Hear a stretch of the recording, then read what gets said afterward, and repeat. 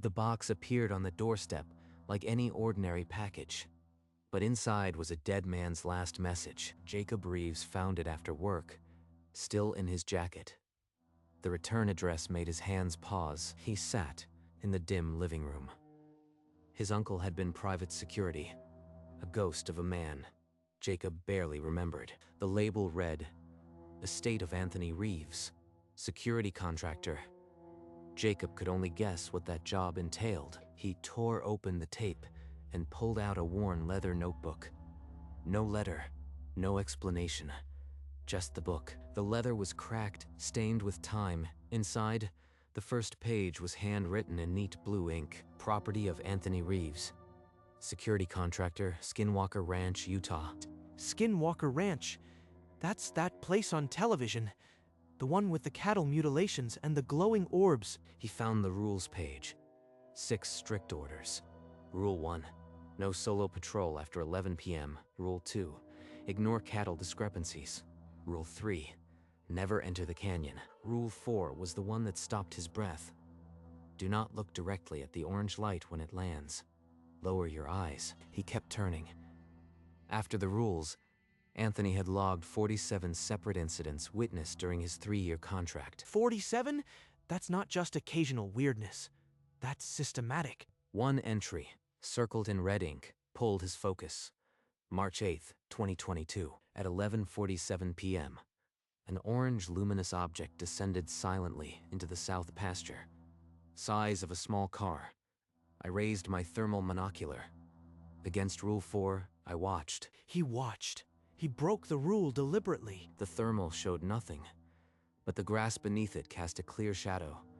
For over 4 minutes, it hovered, then rose and vanished. Jacob could see it, his uncle alone at the fence line, the orange glare on the stock pond.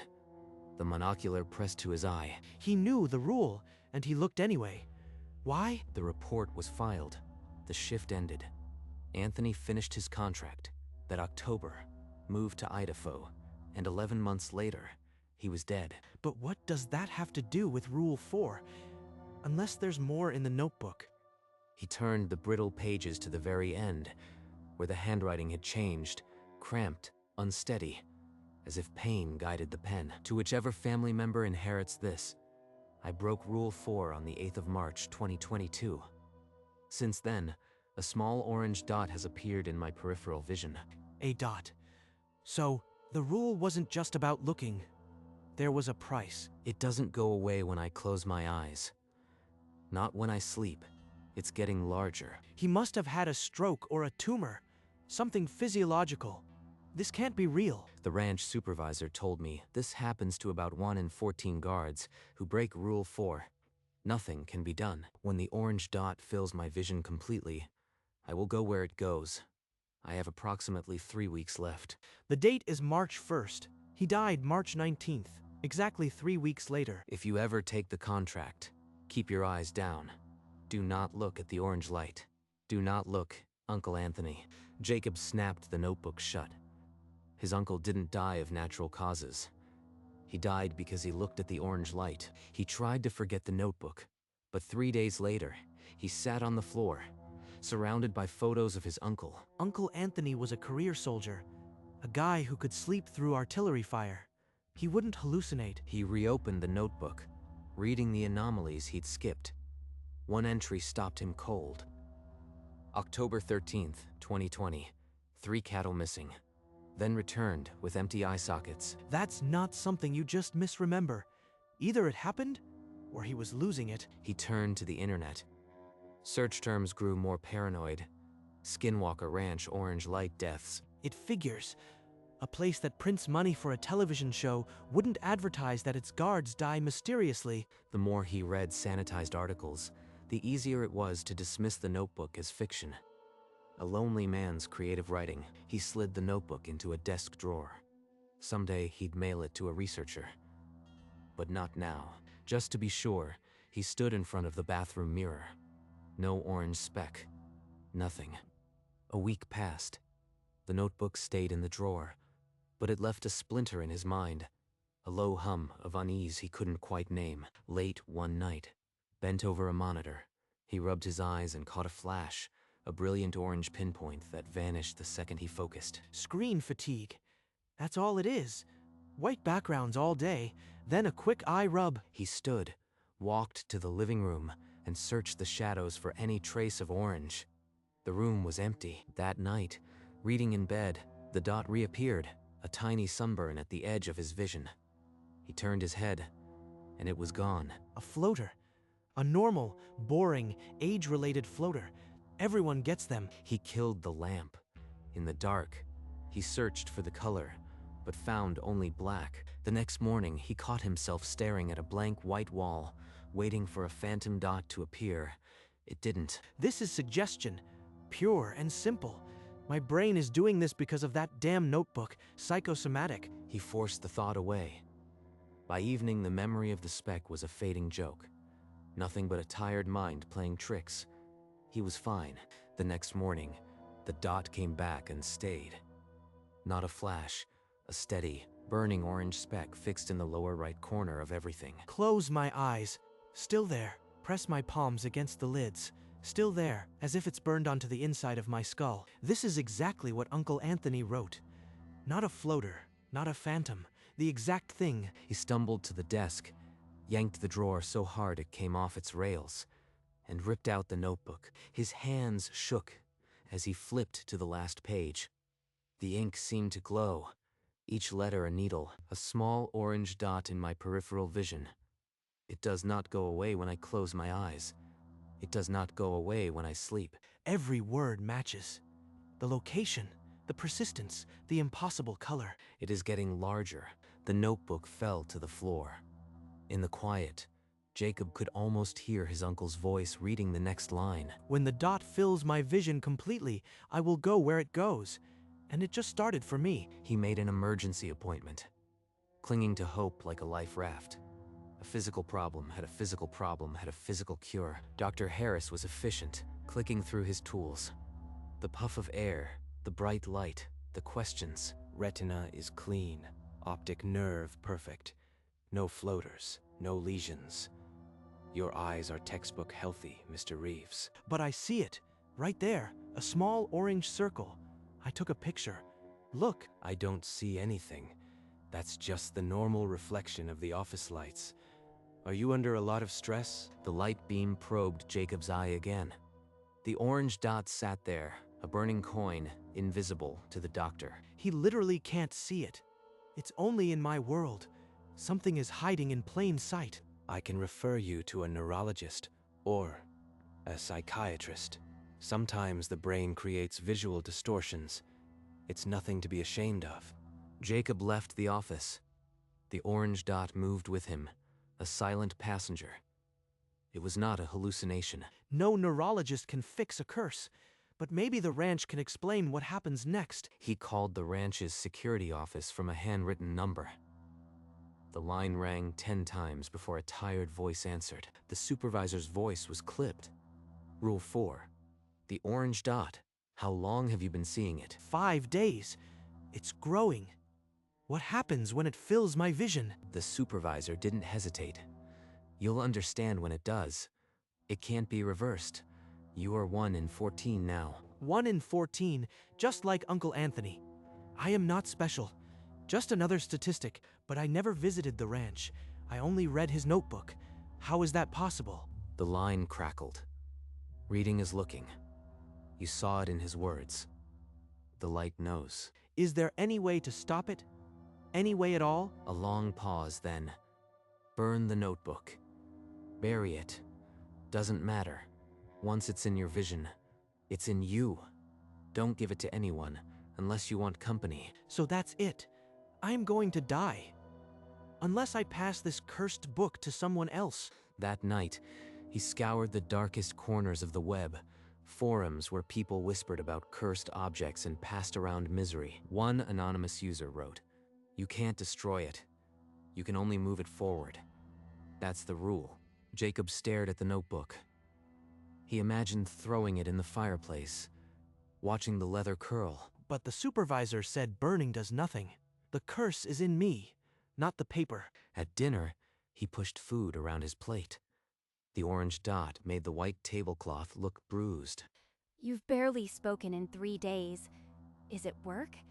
Did something happen? Just a headache. I think I am fighting a cold. Nothing to worry about. Jacob, please, don't shut me out again. We promised no more secrets. He retreated to the study, the orange dot now a fat, glowing coin. The lie tasted like ash. I won't give it to Elena. I won't give it to anyone. But what choice is left? By the next evening, the speck had swollen to the size of a quarter. It lived in the center of everything he saw. He sat at the desk and wrote Elena a letter, trying to explain. Halfway through, he crumpled it and threw it in the trash. I could leave this notebook on a bus, but then some stranger would die. I can't be a murderer. He hurled the notebook across the living room. It smacked the wall and lay open on the floor. Number. Nobody else reads this nightmare. It ends with me. Alone. He picked up the notebook, the leather cold and indifferent. The curse was his burden now. He decided to write his own final entry. Not to save himself, but to warn whoever found it next. I'll finish what Uncle Anthony started. Someone has to break the chain, even if it costs everything. Even if it costs everything. He opened the notebook to a fresh page. The pen hovered, and then the first words appeared. Elena, if you ever find this, don't read further. I love you. I am sorry. He wrote in a steady hand, describing the orange speck, the phone call to the ranch, the supervisor's cold confirmation. I am documenting everything so that no one else is cursed by curiosity. If you are reading this, stop here. He copied Anthony's final words, then added his own. The date, the growth rate, the certainty of death. This is no fiction. This is a warning from a dead man. Do not look at the orange light. He wrote to Elena directly, apologizing for the silence, begging her to burn the notebook without reading it. But burning won't work. I know that. Maybe if it's sealed away forever, in a vault that no one ever opens. He filled the page, then another. The orange dot glared at his hand as he moved the pen, a constant, patient witness. I am writing my own epitaph. At least then I'll have meant something. I'll have warned someone. When he finished, he signed his name, Jacob Reeves, and closed the notebook. The silence was absolute. He had joined the chain. Now his message was part of the curse, waiting for eyes it would never save. The morning felt like a lie. The orange blot covered a quarter of his sight. He asked Elena for a walk. She said yes. You've been so quiet. I am here, whatever it is. Work's been brutal. I am okay. I promise. That evening, he cooked her favorite meal. They ate by candlelight. The orange glow a third guest at the table. I love you more than anything. I need you to know that. Is something wrong? You are scaring me. He looked at her, the orange dot now a permanent eclipse over every image of her face. He memorized the details. In bed, after she fell asleep, he whispered goodbye into the dark. The dot pulsed, listening. I'll be here when you get back. He watched her tail lights vanish, then sealed the notebook in a padded envelope, addressed to his attorney. Then he sat, the orange light a burning field, and waited for the end. He woke to a world of orange. The dot had swollen into a burning disk, blocking everything but a halo of light. Elena, I am not feeling well. I'm going to lie down for a bit. Love you. He checked the envelope on the desk. The notebook inside was silent, sealed for the attorney. No one would get it this time. He lay on the bed. The orange flood ate the ceiling, the walls, his own hands. There was only color. A deep hum vibrated in his skull. Something pulled, not physically, but from behind his thoughts. This is where Anthony went. Not to darkness, to somewhere else. The light is a door. The room dissolved. He felt his body become weightless, the orange folding around him like water. A voice echoed. Maybe his own, maybe his uncle's. Do not look at the orange light. The irony was colder than death, then silence. The notebook, still sealed, pulsed once under the envelope. A flicker of orange, then nothing. In the bedroom, Jacob's eyes stared at the ceiling, the orange now completely gone. He did not blink. Hours later, Elena returned to a silent house. Jacob's car was still in the driveway, She called his name from the doorway. She found him in the bedroom, still and cold. The orange stain had vanished, leaving only the man she married. Jacob? Jacob. Wake up! This isn't funny. Please, Jacob. Please. She fumbled for her phone. The dispatcher's voice was calm over the speaker, asking questions she could barely answer. I think my husband is dead. He won't wake up. Please send someone. Please hurry. They came, a rush of uniforms and equipment. In the end, a paramedic touched her shoulder and shook his head. The coroner's report arrived a week later. Natural causes, undetermined. The same words that had trailed his uncle. Elena set the envelope of legal papers aside, too numb to sort through them. She hadn't noticed the small brown envelope with her husband's handwriting. The notebook remained sealed inside, a passenger on a journey that never ended. Its next stop was already waiting. Somewhere, a storage unit's automatic light flicked on, as if called. The cycle was already beginning again. Months later, a young woman wandered through an estate sale, scanning for vintage books. The air smelled of dust and old lives. From a box of leather-bound diaries, she pulled a notebook with no title. It was warm to the touch, despite the cold room. She opened to the first page. Handwriting listed 6 rules for a place she recognized from late-night television. Rule 4 made her pause. Do not look directly at the orange light when it lands. Lower your eyes. She read it twice. Curious, she flipped to the back and saw newer handwriting. Shake ear. To whoever finds this, do not look at the orange light. Cold air brushed her neck, though the windows were closed. She almost closed the book, but the next line pulled her back. She turned the page and began reading the account of Anthony's death, then Jacob's slow spiral. She didn't believe a word. By the last page, she was smiling, an elaborate prank, she thought. Then she rubbed her eye, a tiny itch she barely noticed. She tucked the notebook into her bag, intending to look up Skinwalker Ranch later. The leather felt warmer now. Outside, an orange light flickered in a street lamp and died. The notebook had found its next reader. The young woman descended the subway steps. The notebook clutched against her side. A fleeting orange glint caught her eye in the train window. At her apartment, she spread the notebook on the coffee table and read every word. The list of anomalies, the orange orb, the slow death. It read like a found footage script, too detailed to be fiction, but too absurd to believe. She smirked at Rule 4, then stopped. She realized she'd been rubbing her eye. A nervous itch, she told herself, nothing more.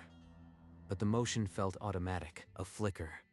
A tiny orange spark flashed in the corner of her vision.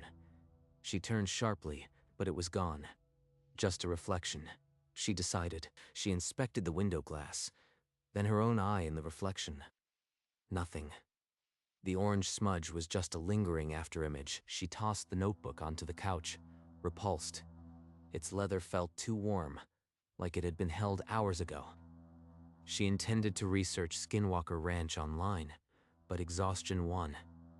She placed the notebook on the nightstand, just out of reach. Before sleep, she checked her phone.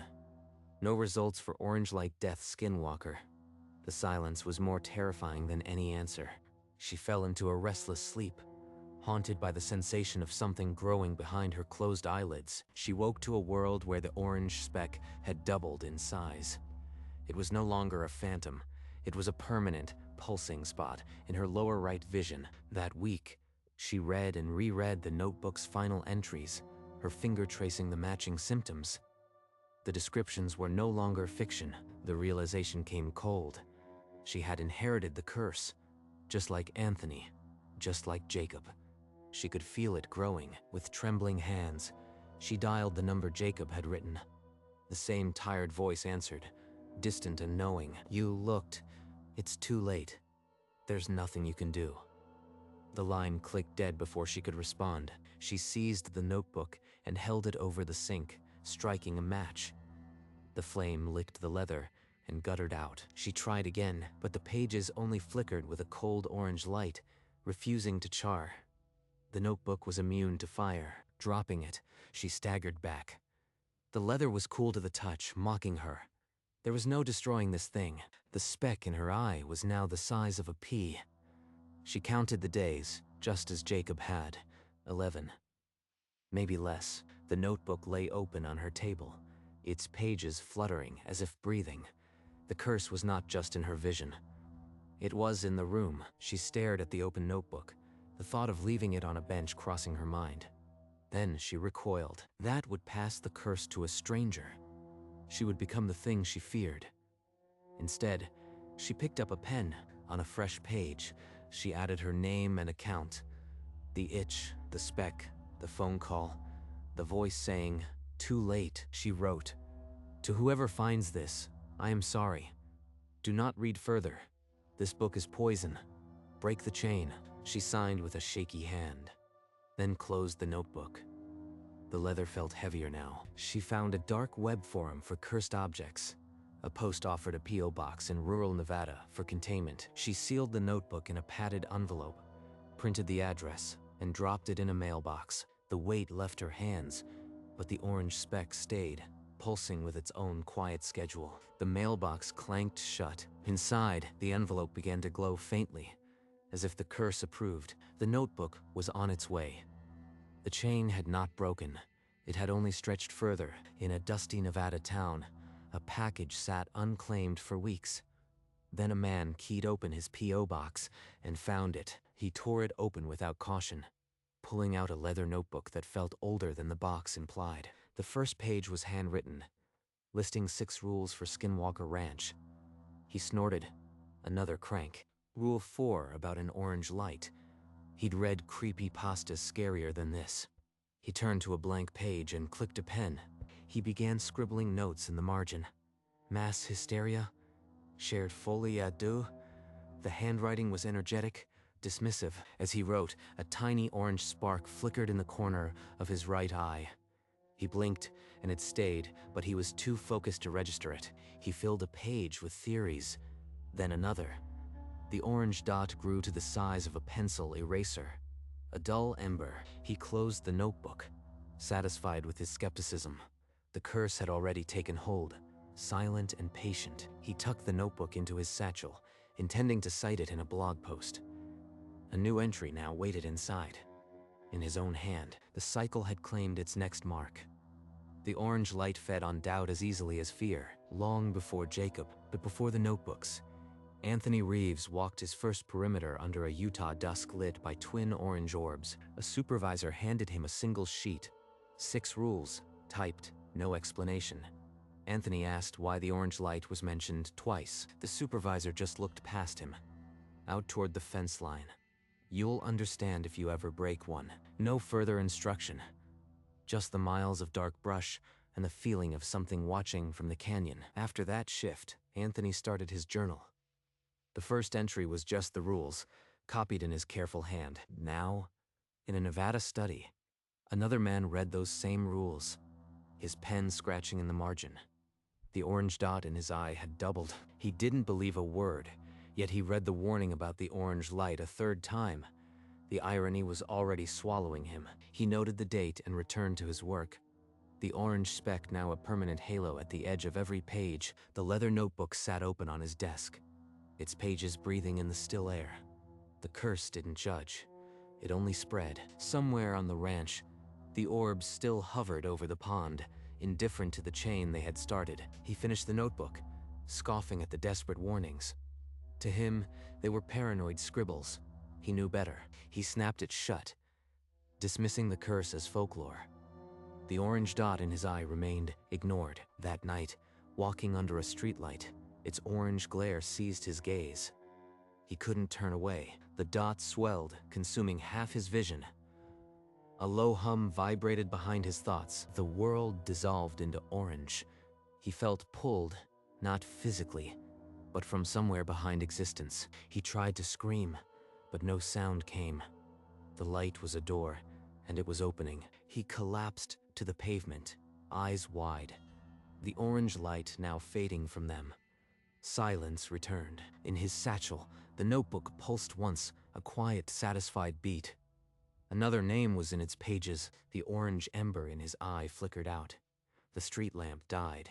The night was still. And somewhere, the ranch's security phone rang again, waiting for the next one in 14. By dawn, the satchel lay forgotten on a bus stop bench, its strap trailing in a puddle of orange streetlight. Inside, the leather notebook rested, a slow, patient glow seeping from its pages like breath. A janitor, making his morning round, found it. The orange light touched his face and he paused. He read only the first line of the rules. Property of Anthony Reeves. Something ancient warned him to stop. He carried it inside, away from prying eyes, and placed it on a high back shelf, out of reach. The pages fluttered once, as if satisfied, and a low whisper crawled from the binding. "Do not look at the orange light. Do not look." The janitor locked the door and walked away. The building settled into silence. On the shelf, the notebook's orange pulse slowed to a steady heartbeat, waiting. Somewhere, a curious hand would find it again. The cycle was unbroken, eternal.